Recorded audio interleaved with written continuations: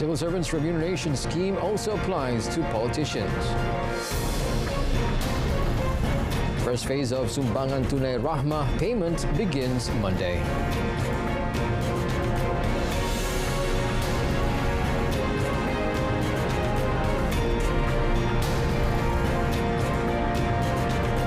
Good evening and Salam Malaysia Madani. You're watching Malaysia Tonight and I'm Otto Othman. Prime Minister Datuk Seri Anwar Ibrahim today said any decision made following the review of the Public Service Remuneration Scheme will also apply to politicians and political appointees in the country. However, he said the matter will only be finalised by the Cabinet after looking into the feedback from various parties and the findings of the in-depth studies involving various aspects of the Federal Constitution. Yesterday, the Congress of Unions of Employees in the Public and Civil Service, QPEX, urged the government to review the pension provision for politicians. This is particularly necessary if the country faces financial constraints that necessitate limiting the civil service pensions. Apa saja keputusan yang ditetapkan bagi penjawat awam akan terpakai juga kepada ahli politik. Maknanya kalau kita mula pada 1 Februari 2024, semua kemasukan baru itu tidak berpencen, maka itu juga sama untuk semua pelantikan baru ahli politik. Untuk yang baru kita boleh kaji. Jadi saya ingat tidak ada masalah kita nak tukar penyesuaian ini. Pada prinsipnya saya bersetuju supaya. Meanwhile, in another development, the government today agreed to give a 5 million ringgit allocation to the Football Association of Malaysia (FAM) for managing and strengthening the national football squad. Prime Minister Datuk Seri Anwar Ibrahim said this allocation was in recognition of the strong fighting spirit shown by Harimau Malaya in the 2023 Asian Cup, especially their success in holding the Asian giants South Korea to a 3-3 draw in their final Group E match at the Al Janoub Stadium in Doha last night. The allocation will be extended to the national football body soon. Saya ucapkan tahniah kepada mereka, marah terus dan kerana menunjukkan semangat sedemikian atas pertimbangan Menteri Belia dan Sukan, kerajaan telah bersetuju meluluskan tambahan 5 juta ringgit kepada FAM supaya dapat mengurus pasukan bola dan meningkatkan upaya mereka. Health Minister Datuk Seri Dr. Zulkifli Ahmad urged Malaysians to remain vigilant and take precautions against COVID-19 for the Chinese New Year celebrations next month. He said the standard operating procedure is still to mask up when exhibiting symptoms of illness, such as coughing. Saya rasa dengan downtrendingnya di sini hati-hati kita jangan ambil selesa, tapi kita tidak lagi dari segi untuk menjadi alamis pula ya. Kita tidak gusar, tetapi kita perlu berhati-hati dan sama saja kita punya new SOP yang kita sudah normalisasikan bagi mereka yang batuk, pastikan mereka protect orang lain dengan memakai pelitup muka. With the increased travel during the holiday period, the minister said there is a potential for COVID-19 cases to rise. However, he pointed out that January cases are showing a downward trend.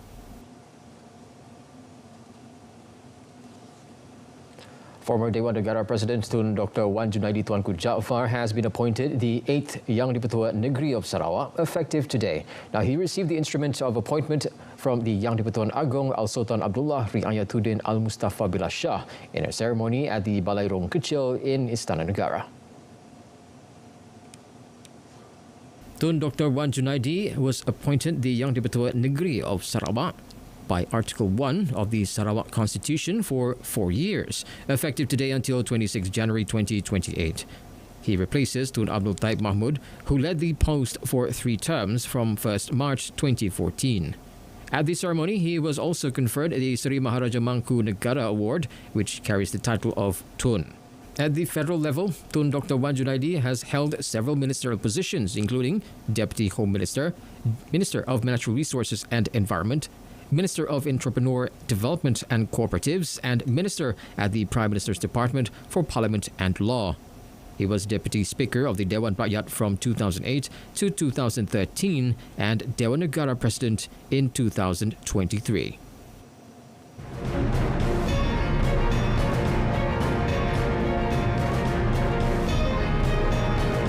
Coming up in our business segment, total trade for December last year reaches 225 billion ringgit. Payment for the Phase 1 of the Sumbangan Tunai Rahmah STR to 8.2 million recipients will begin Monday, 29th January. The Ministry of Finance MOF in a statement today said the recipients who have registered on STR's database will receive their payment either through their bank accounts or by cash at Bank Simpanan Nasional BSN branches in stages, with the amounts varying based on recipients' eligible categories. The government has raised the maximum payment for Phase 1 of the STR to 500 ringgit for households from 300 ringgit the year before to assist the rakyat with the rise in living costs. Recipients from the household category with income less than 2,500 ringgit will receive 500 ringgit, while the household category with income between 2,501 ringgit and 5,000 ringgit will be eligible to receive between 100 and 300 ringgit. Senior citizens recipients with no spouse and single individuals will receive 150 and 100 ringgit respectively. To date, up to 8.2 million eligible individuals have registered for the STR 2024, and this amount is expected to rise to nearly 9 million this year, given that the new applications and updates are open throughout the year, as compared with the fixed period previously.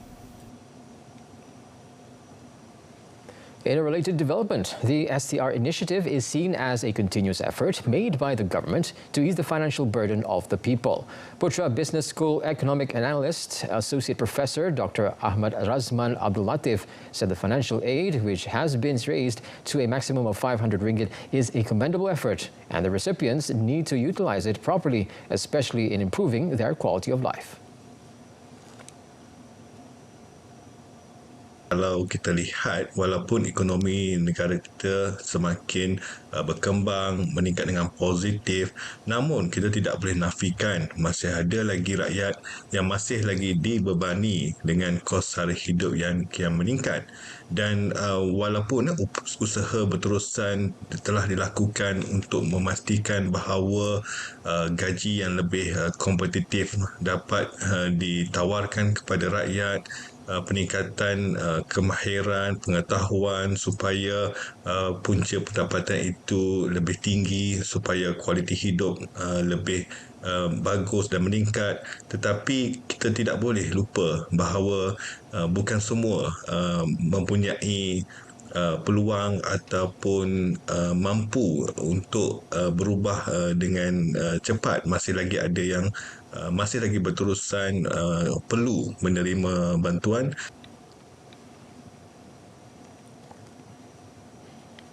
Malaysia's total trade for December last year amounted to 225.1 billion ringgit, with exports and imports recorded at 118.5 billion ringgit and 106.7 billion ringgit respectively. Pulau Pinang remained as Malaysia's top exporter with a 31.5% share of total exports, followed by Selangor, Johor, Sarawak and Kuala Lumpur.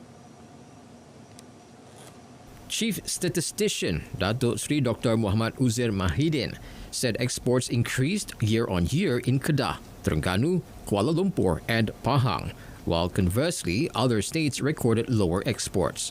Consequently, total exports had slid by 10% or 13.2 billion ringgit. Meanwhile, imports in December last year increased by 3 billion ringgit or 2.9%, and this was attributed to higher imports in most states. Selangor continued to dominate Malaysia's imports with a share of 26.2%, followed by Pulau Pinang, Johor, Kuala Lumpur and Kedah. On a related note, Dato' Sri Dr. Muhammad Uzair revealed that Malaysia's export until value index slipped by 0.9% to 148 points in December last year, from 149.3 points in the previous month. He said the import unit value index also decreased by 1% to 129.6 points from 130.9 points. The chief statistician said the drop in the export unit value index in December versus November 2023 was led by a decrease in index of animal and vegetable oils and fats, mineral fuels and manufactured goods. At the same time, he said the export value index went down by 1.8% in line with a decrease in the index of mineral fuels, food and chemicals. On an annual comparison, the unit value index grew by 2.4%, and the value index decreased by 12%. Dato' Sri Dr. Muhammad Uzair said the 1% fall in the import unit value index in December last year was due to the decrease in the index of mineral fuels, machinery, and transport equipment and chemicals.